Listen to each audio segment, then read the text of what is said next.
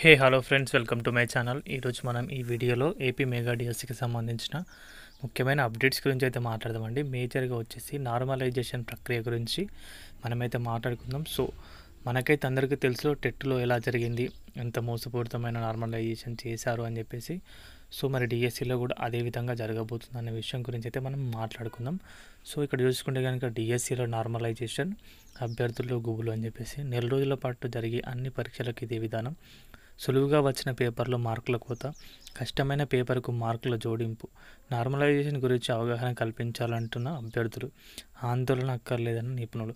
So మొన్నటిసారి జరిగిన TET పరీక్షలో ఏం జరిగిందంటే, సో అనవసరంగా ఇప్పుడు కట్ ఆఫ్కి రీచ్ అయ్యే స్టేజ్లో ఉన్న అభ్యర్థులకైతే నార్మలైజేషన్ మార్క్స్ వల్ల, నార్మలైజేషన్ ప్రక్రియ వల్ల నెగిటివ్ మార్కింగ్ అనేది చేశారు. సో మార్క్స్ తీసేశారు అనవసరంగా. ఇప్పుడు రీచ్ కాలేని స్టేజ్లో ఉన్న వారికి, కట్ ఆఫ్ రీచ్ కాలేని స్టేజ్ వారు ఉన్న వారికి యాడ్ స్కోర్ చేశారు. యాడ్ స్కోర్ చేసి వారి మార్క్స్ని అనేది పెంచి కట్ ఆఫ్స్ అనేవి రీచ్ అయ్యేలా చేశారు. సో అప్పుడు ఏమైంది, టెట్లో 50% ఫెయిలియర్ అనేది మనమైతే చూసాం. సో ఈ విషయం అయితే ప్రతి ఒక్కరికి తెలిసింది. ఇప్పుడు డిఎస్సి ప్రిపేర్ అయ్యే వాళ్ళు సరే, టెట్లో ఫెయిల్ అయిన అభ్యర్థులు అందరికీ కూడా ఈ విషయం అయితే తెలుసు. మరి డిఎస్సిలో కూడా ఇదే విధంగా ఉండబోతుంది అంటే ఎస్, ఇదే విధంగా అయితే ఉండబోతుంది. ఇప్పుడు క్వశ్చన్ ప్యాటర్న్ అనేది కొంచెం టఫ్గా వచ్చిన వారికి మార్క్స్ అనేవి యాడ్ చేస్తారు. ఈజీ పేపర్స్లో వచ్చిన వారికి కొంచెం మార్క్స్ అనేవి అయితే కట్ చేయడం అయితే జరుగుతుంది. ఇది నార్మలైజేషన్ ప్రక్రియ.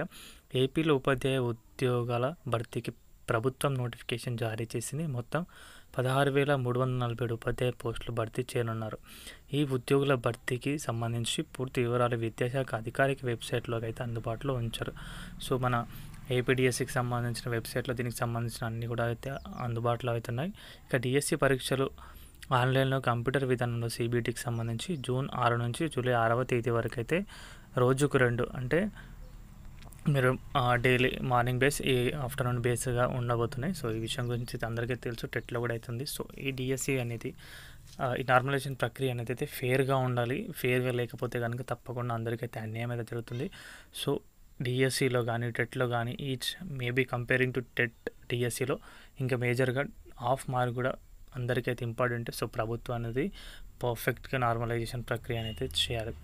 సో ఇది గైస్ వీడియో అయితే కనుక, వీడియో నచ్చితే వీడియోకి అయితే ఒక లైక్ చేయండి. మన ఛానల్కి ఎవరైనా కొత్తగా వచ్చుంటే సబ్స్క్రైబ్ చేసుకోండి. థ్యాంక్స్ ఫర్ వాచింగ్ అందరికీ. బాయ్.